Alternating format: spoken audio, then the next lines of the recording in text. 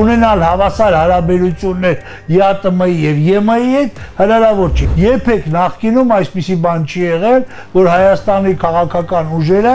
իրար հետ այս ինտենսիվությամբ վիճեն մեր աշխարհակաղակական կողմնորոշումների համար։ Հարգելի հեռուստադիտողներ, Եվրոմեդիայի տաղավարում զրուցելու ենք Եվրասիական փորձագիտական կենտրոնի համակարգող Արամ Սաֆարյանի հետ։ Շնորհակալ եմ հրավեր ընդունելու համար։ Շնորհակալ եմ, որ հրավիրել եք։ Պարոն Սաֆարյան, Ռուսաստանը շարունակում է պնդել, որ Հայաստանը պետք է կողմնորոշվի։ Ասում են կողմնորոշվի կամ ԵՄ կամ ԵԱՏՄ, մենք կընդունենք ձեր ցանկացած որոշում, անգամ հանրաքվեի տարբերակով են այդպես ասում։ Բայց այդ ամենը նաև ասում են կունենա հետևանքներ։ Այսօր էլ փոխվարչապետ Օվերչուկն էր ասում, որ մայիսի 29-ին ԵԱՏՄ հերթականիստում Հայաստանի ճակատագիրն է որոշվելու։ Չնայած այնտեղ գիտենք Հայաստանի վարչապետը ներկա չի գտնվելու քարոզարշավի մեջ է։ Ինչ է սպասվում մեզ։ Շնորհակալ եմ հարցի համար։ Ես կարծում եմ, որ Հայաստանում եվրոպական եւ եվրասիական ինտեգրումները ինչ որ կերպ համադրելու տրամադրությունները գալիս են 2000 թվականների սկզբերից, իսկ մենք 2013 թվականին մեր հարցումները անելով համոզվել էինք, որ Հայաստանի հասարակությունը ողջունում է եվրասիական ինտեգրման ուղղությունը եւ ուզում է լինել Մաքսային միության ԵԱՏՄ-ի անդամ, պայմանով, որ կարողանա համատեղելի դա լինել եվրոպական ինտեգրացիա եւ Եվրոպայի հետ մոտիկ լինելու համար։ Դա համար այդ ոչ երեք է եղել, ոչ էլ վերջի 8 տարվա արդյունք է։ Այս տրամադրությունները առնվազն 20 տարու եւ ավել պատմություն ունեն Հայաստանում։ Հիմա այս քարոզարշավի ընթացքում առաջին անգամ Հայաստանի պատմության մեջ արտաքին քաղաքական կուրսի քննարկումը դարձել է դոմինանտ խնդիր։ Երբեք նախկինում այսպիսի բան չի եղել, որ Հայաստանի քաղաքական ուժերը իրար հետ այս ինտենսիվությամբ վիճեն մեր աշխարհակաղակական կողմնորոշումների համար։ Ես չեմ ուզում, որ մենք սա վերածենք քարոզչական հաղորդման, որտեղ ինքս քարոզչությամբ չեմ զբաղվում։ Ես հետազոտական կազմակերպության ղեկավար եմ եւ կարծում եմ, որ հիմա ճիշտ կլինի մենք հետազոտողի հայացք գցենք, վերլուծություն անենք, թե այս պատմությունը ինչով կարող է վերջանալ։ Հիմա տեսեք, նախ ամսի 29-ին ոնց մի օրում կորոշվի Հայաստանի ճակատագիրը։ Բացեք ԵԱՏՄ-ի մասին պայմանագիրը, հայտնի, որը Հայաստանը ստորագրել է 14 թվականի նոյեմբերին Բելարուսի տարածքում, եւ դուք կտեսնեք, որ այնտեղ միանգամից անդամակցելու կամ դուրս գալու մասին իսկ ինչ ընթացակարգ է ընդհանրում։ Այդտեղ ընթացակարգերը ես հիմա հստակ չեմ հիշում, բայց հաստատ գիտեմ Հայաստանում երկու մարդ, որոնք լավագույնս ռուսական ամենափորձառու իրավաբաններից ոչ պակաս գիտեն այդ բանը։ Մեկը նախկին մեր էկոնոմիկայի փոխնախարար Կարինե Մինասյանն է, որը վարչապետ Տիգրան Սարգսյանի կառավարման շրջանում Հայաստանի այն աշխատանքային խմբի ղեկավարն էր, որը Հայաստանը տարավ դեպի ԵԱՏՄ։ Դա ես պատմում եմ 2014-2015 թվականների իրողությունների մասին։ Մյուսը տնտեսագետ պրոֆեսոր Աշոտ Թավադյանն է, որը փայլուն գիտի ԵԱՏՄ մասին պայմանագիրը եւ նրա ներբությունների մեջ կարող է խորանալ։ Ամեն դեպքում, ամփոփելով մինչև նրանց հարցները, ես կարող եմ ձեզ ասել, առնվազն 1 տարվա պրոցեդուրա է, որը պետք է երկիրը անցնի։ Եվ ես կարծում եմ, որ երբ որ ասում է Հայաստանը մենք քննարկելու ենք, սա լինելու են քաղաքական դեբատներ, այսպես չեմ ուզում սրեմ, բայց լինելու է նախազգուշացում, պետությունների ղեկավարները արտահայտվելու են այս կապակցությամբ իրենց տեսակետները եւ սա փաստորեն Հայաստանին կոչ է արագացնելու ընտրությունը։ Հիմա տեսեք, այդ ընտրությունը Հայաստանը արագ չի կարող իրականացնել։ Նայեք իրենք ինչ են ասում են ԵԱՏՄ-ն մեզ չի կարող հանել։ Միջև մենք վերջնական որոշում չկայացնենք մեր կամքով, Հայաստանը այդպես է բանում։ Այո, հիմա տեսեք, ստակախպտի հասկանալ այս նրբությունը, եթե քարոզարշավի շրջանում այս տեսակ դատողություններ են արվում, ուրեմն սա նախազգուշացում է, որ մեր ներքաղաքական դիսկուրսում մենք մի հատ հասկանալով գնանք այդ քայլին։ համատեղել կարելի է վերջապես թե չի կարելի։ Ես շատ լավ հիշում եմ թե ինչպես 2013 թվականին Գերմանիայի դեսպանը Հայաստանում պաշտոնից հեռանալով Հայաստանին համոզված ասում էր, որ Եվրամիությունը, Եվրասիական միության հետ համատեղել անհնար է եւ դուք պետք է իմանաք, որ ունենալ հավասար հարաբերություններ ԵԱՏՄ-ի եւ ԵՄ-ի հետ հնարավոր չի։ Հիմա էլ այս կողմից են ասում։ Ինչ եմ ես մտածում այս կապակցությամբ։ Սա իմ մոտ հասունացել է վերջի մեկ ամսվա ընթացքում այս տեսակետը եւ ես ուզում եմ ձեզ հետ անկեղծ կիսվեմ։ Իբրև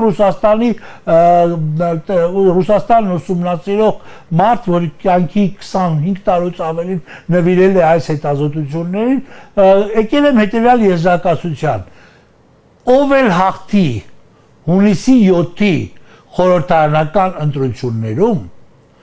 եւ դառնա Հայաստանի նորընտիր վարչապետ, նրա առաջին գործը պետք է լինի պաշտոնական այցով մեկնել Մոսկվա, իր հետ տանել բանակցող մի մեծ փորձառու խումբ եւ այդ խմբի հետ միասին աշխատել Մոսկվայում ռուսական կողմի հետ հայ-ռուսական հարաբերությունները ժամանակակից բովանդակությամբ լցնելու վրա։ Իսկ դա ինչ է ենթադրում է ձեզ։ Հիմա տեսեք, այս շատ կարևոր հարց է։ Այո, ժամանակակից բովանդակություն։ Այնպիսի հարաբերություններ, ինչպիսիք եղել են մինչև 2023 թիվը, երբ որ Ղարաբաղը հայաթափվեց, այդպիսի հարաբերություններ էլ չեն լինելու Հայաստանի եւ Ռուսաստանի գորը տեսանելի երկար հեռանկարում, բայց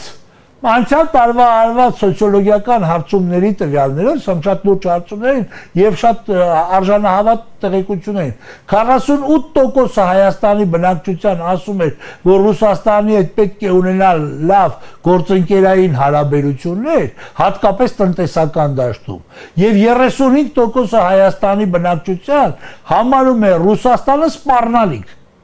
Տեսեք ինչ տարբերություն է եւ ինչ արճակատում է հասարակության ներսում։ Փաստորեն մոտ Իսկ վերջին տարիներին ավելի սրվել է թե մշտապես է այդ։ Չէ, հիմա ես կասեմ, սա սրվել է 23 թվականից հետո եւ մենք 23 թվականին ունեինք մի հատ ճգնաժամային մինիմում, որից հետո 24, 25 եւ այժմ 26 թվականին հարաբերությունները կամաց վերելք են ապրել, առաջացնելով նոր հարցեր, նոր դժվարություններ։ Հիմա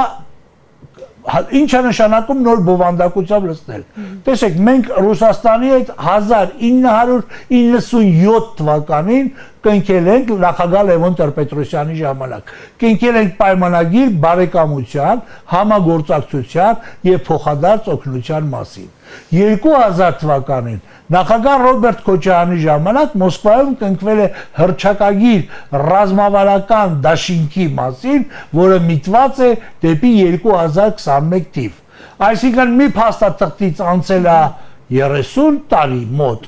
մյուս փաստաթղթից անցել է 26 տարի։ Հիմա անցել է պատմությունը հատկապես վերջի 5 տարիներին եւ մասնավորապես ուկրաինական ճգնաժամից հետո, երբ որ Ռուսաստանը հռչակատման մեջ է հայտնվել Ամերիկայի Միացյալ Նահանգների եւ Եվրոպական միության հետ, հարավային Կովկասում տրանսֆորմացիաներ են եղել, փոխակերպումներ, բան է փոխվել։ Հարավային Կովկասը այլևս Ռուսաստանի գերիշխանության դոմինանտ տարածքը չի։ Ռուսաստանը այստեղ մրցակցում է իր շահերը պաշտպանելու համար մի կողմից տարածաշրջանի երկրներ Թուրքիայի եւ Իրանի հետ, մյուս կողմից գլոբալ առումով Ռուսաստանը մրցակցում է Եվրոպական միության եւ Ամերիկայի Միացյալ Նահանգների։ Իսկ դա նոր մեծ ձեռնտու է, կամ ինչ այսպես վտանգներ կարող են լինել, որ մենք վերածվում ենք այստեղ աշխարհ քաղաքական կենտրոնների այդ պայքարի, այստեղ որ ցանկացած իր շահն է առաջ տանում։ Դա ի վնաս մեզ։ Շատ մեծ միամիտություն է կարծել, թե մենք կարող ենք դրանից դիվիդենդներ շահել։ Շատ մեծ միամտություն է, թե կարելի նույնիսկ եթե Վրաստանն էլ մեր հետ լինի, նույնիսկ եթե Ադրբեջանն էլ մեզ հետ լինի եւ երեկով ձայնի տված թիկունքի ամուր կանգնած այդ ուղղությամբ պայքարենք, որ մենք ինքներս դառնանք ավանսցենալ, թատերաբեմ արևմուտք Ռուսաստան բախման, արճակատման համար, սա շատ մեծ միամտություն է կարծել, թե որևէ մեկը վերջում մեզ շնորհակալություն ասելու։ Վերջում մեզ թողնելու են միայնակ, գնալու են եւ դա լինելու է կործանման ու քայքայման ճանապարհը։ Դեռ ես կուզենայի ճիշտն ասած իմ տարիքի ուժով հորդորեի, համոզեի մեր քաղաքական գործիչներին չխրվել այնպիսի քարոզչական գործունեության մեջ, որից մի քայլ է դեպի ռազմական բախում, դեպի քայքայում։ Ես կարծում եմ, որ ոչ, ես ուշադիր հետևում եմ քարոզչություն, երկու բան պետք է ասեմ։ Մեր քարոզչական արշավին ուշադիր հետևում եմ եւ մի կողմից ուզում եմ արձանագրել, որ ընթանում է լեզվակռիվ, բանավեճ հիմնական քաղաքական ուժերի միջև եւ սա առայժմ նորմալ է, որտեղ առանց սրա չի լինի, բայց մյուս կողմից ես նայում եմ, որ հələ քարոզարշավին 12 օրից ավել ժամանակ կա, բայց կարծես ասելիքը վերջացել է։ Նայեք, շատ հաճախ օրինակ իշխող ուժի այդ այսպես իշխող ուժը Նիկոլ Փաշինյանը մեղադրում են ընդդիմադիրներին ռուսական գործակալներ, ինչ որ թղթեր են հրապարակում էս։ Դե դա ապացուցվի, այդտենց ասելը հեշտ է։ Թղթեր են հրապարակում, ասում են էս ապացուցիչ։ Հետո ընդդիմությունը հետո ապացուցվի եւ դա դատարան կա, բան կա դրա համար։ Շատ հաճախ սա գործիք է դառնում մարդկանց վախեցնելու։ Սովետական միության ժամանակներում, Բերիայի ժամանակներում 1937 թվականի Ստալինյան բռնությունների ժամանակում հարևանի ջուր չէր տալի, ձու չէր տալի, կարակ չէր տալի, հաց չէր տալի, նայել գնում էր, այսինչը անգլիական գործակալ է, այսինչը ֆրանսիական գործակալ է, այսինչը ամերիկյան շահերի արտահայտող է, ինչա որ իրար հետ հարևանները չունեին, հիմա մենք այդ թվերում չենք ապրում, ամեն ինչը պետք է ունենա, բայց քարոզչության մեջ այո իրակպես հանդիպում են։ Ես կուզենայի այնուամենայնիվ վերադառնալ այդ բովանդակությանը։ Հիմա տեսեք 25 տարի անցել է մենք մտել ենք նոր սիտուացիա, նոր իրավիճակում ենք հայտնվել եւ այս իրավիճակին համապատասխան քայլեր պետք է արվեն։ Հայաստանը Եվրամիության ռազմավարական գործընկերն է, ստրատեգический партнер։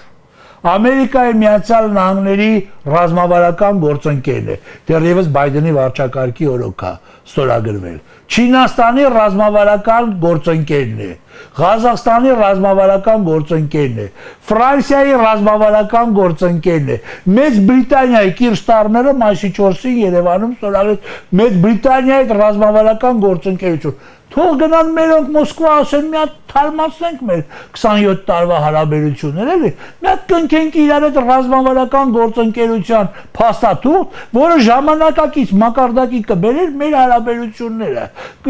մեր ժամանակի խնդիրների եւ իրողություններին համապատասխան կլներ։ Ես օրինակ անկեղծ կնստեի եւ կհասնեի իմ ռուս գործընկերոջը։ Դուք ուզում եք արդյոք լինել Հայաստանի անվտանգության երաշխավորը։ Ես հարց ունեմ տալու եւ սա ինձ համար հարցակար է։ Չէ, ավելի կասեմ, եթե ասեն ինձ օրինակ այդ ժամանակ ասեին, բա հայ եւ ռուս ժողովուրդները ուղիղ 1000 տարվա բարեկամության պատմություն ունեն իրար մեջ եւ համագործակցում են իրար, լավ ճանաչում են իրար, փոխգործակցում են իրար, ես կասեի, իսկ դուք կարող եք լինել, եթե ուզեք էլ նույնիսկ այդ ռազմավարական երաշխավորը անվտանգության։ Սրանք լուրջ հարցեր են, որոնք պետք է լուրջ նստել եւ բանակցել, բայց սա պետք է բանակցել պրոֆեսիոնալ մակարդակով, հասկանում եք, ոչ թե փողոցի քարոզչության, ընտրական էյֆորիայի եւ էմոցիոնալ ուրեմն բաների բռնկումների ազդեցության տակ, հանգիստ սառը գլխով, մաքուր սրտով պիտի նստել եւ որտեղ ռազմավարական գործընկերոջը խաբել չի կարելի, հետը խաղալ անել չի կարելի։ Հիմա Հայաստանը խաբում է Ռուսաստանը։ Ես կարծում եմ այսպես։ Հայաստանում, քանի որ մեր իշխանությունը, քանի որ այս պահին շատ հայացք ունի, չեմ ուզում կոշտ ասել, բայց դա մեջ վատ բան չկա։ Պոպուլիստական իշխանություն է, նա ինչպես ես եւ դուք հիմա գիտի, որ Հայաստանի բնակչության մոտ կեսը կողմ է Ռուսաստանի հետ հարաբերություններին, բայց շատ ուժեղ են նաև հակառուսական տրամադրությունները եւ բնակչության կեսից մի քիչ պակասը դեմ է Ռուսաստանի հետ բարեկամության։ Եվ այս պայմաններում հնարավոր է տանել այնպիսի կարողություն, որ քո ընտրազանգվածը քեզ պաշտպանի։ Այսինքն այդ հակառուսական լարերի վրա խաղալով ընտրազանգված։ Ես կարծում եմ, որ բայց մի կողմից էլ հայտարարում են, օրինակ, եթե լսեցիք, Փաշինյանն ասում է, ես ակնածանքով եմ վերաբերվում։ Սա ճշմարտություն է, որովհետև ես կարծում եմ, որ ով էլ լինի Հայաստանի իշխանություն, ով էլ որ կա այդ իշխանությունը, նա պետք է շատ ռեալ ստապ հայացքով նայի տարածաշրջանի քարտեզին եւ իմանա Ռուսաստանի իրական հնարավորություններն ու ազդեցությունը։ Հələ ես ձեզ ուրիշ բան եմ ուզում ասեմ։ Մենք ԵԱՏՄ-ից օգուտ ունենք, չէ՞, Շոյգուն էլ ասում էր Հայաստանում ով չգիտի, ուզում է օգուտ քաղի մեզնից, ուրեմն ԵԱՏՄ-ի հետ համագործակցությունից դրա համար ասում է մենք ձեր մոտից դուրս չենք գալի, բայց այնտեղ էլ ուզում են ուրեմն մուտք գործել։ Հիմա ասում է որ մենք պետք է քննարկենք, որտեղ դա անհնար է։ Հիմա ես այդ կապակցությամբ հարց ունեմ տալու բոլոր մարդկանց։ Իսկ մենք որ ասում ենք, ասենք օգտվել, մենք հասկանում ենք թե վնասը ինչ կարա լինի դրանից։ Մեր տնտեսագետները, ես տնտեսագետ չեմ, բայց ես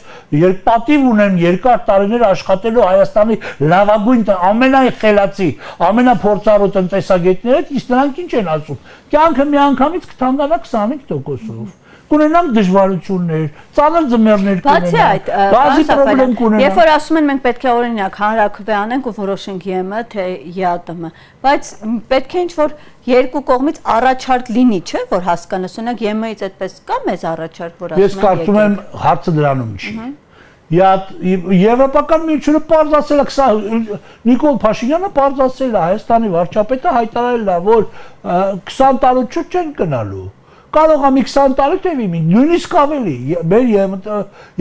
եւ սա մի պերսպեկտիվա է, որ որևէ քաղաքական գործիչ կամ որևէ գիտնական կանխատեսել չի կարող։ Ով գիտի 20 տարի հետո ինչ է լինելու։ Բայց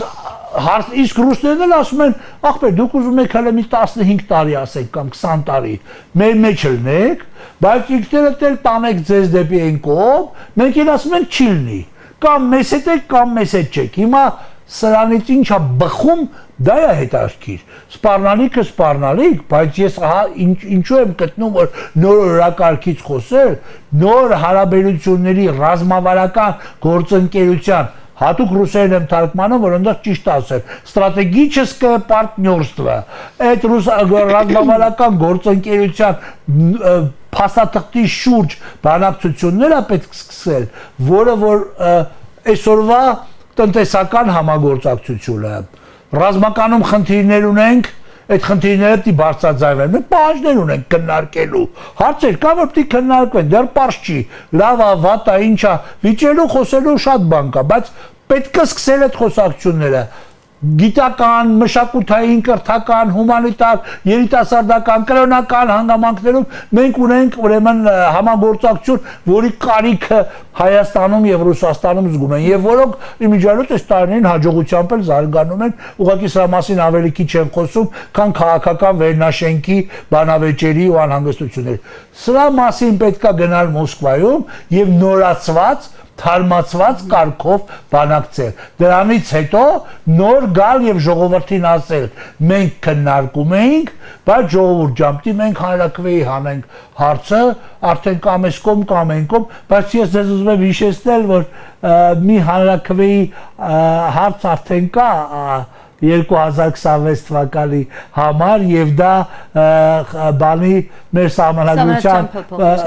այո նոր սահմանադրություն ստեղծելու հանրաքվեն է։ Ես կարծում եմ մեկ տարվա մեջ երկու հանրաքվե անցկացնելը իրատեսական չի։ Համել ոչ թե մենք ձգձգում ենք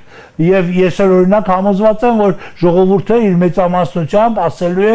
մենք ուզում ենք հələ մնանք ԵԱՏՄ-ում։ Համոզված եմ, որ ժողովրդի մեծամասնությունը ասելու է մենք ուզում ենք մնանք ԵԱՏՄ-ում, բայց դրանից հարց առաջանում, բայց մենք ուզում ենք ունենալ եվրոպական տիպի երկիր։ Եվ այստեղ գաղտնիք չի, մենք բոլորը այդ ենք մտածում։ Մենք ցավով արձանագրում ենք, օրինակ ես եւ իմ ընկերները, որ եվրոպական միություն մտնելու ճանապարհին շատ ծանր, դժվար քայլեր ունենք անելու։ Մենք նոր ասեցին, բացատրեցին, որ 4-5 տարի առնվազն պետք կլինի մինչև վիզաները ազատականացվեն։ Նոր ասին, չէ 20 օր առաջ։ Մենք կարծում ենք, թե մինչև ընտրություններ Հայաստանը կստանա այդ առանց վիզայի մուտքի իրավունքը, դրա մասին այնքան է խոսվել Հայաստանի ներքաղաքական դիսկուրսում։ Հիմա ասեցին, որ 4-5 տարի, 4-5 տարի դեռ դրանից հետո 10 տարի բանակցություն է։ Թուրքիայի նման երկիրը, որ այսօր աշխարհի 11-րդ էկոնոմիկան է, ահռելի